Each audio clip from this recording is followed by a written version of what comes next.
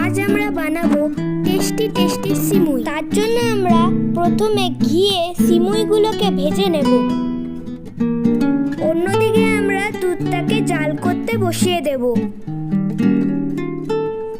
দেখুন কি সুন্দর দুধটা ফুটে উঠেছে।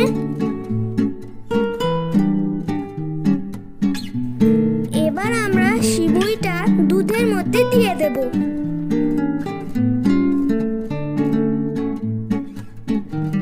এবার আমরা দুধটাকে একটু নাড়িয়ে চাড়িয়ে ফুটিয়ে নেব।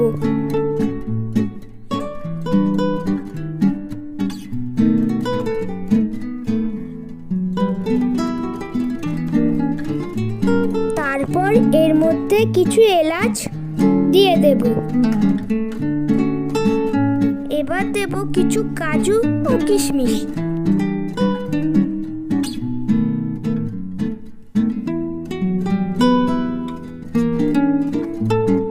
তারপর স্বাদ মতো চিনি দিয়ে দেব।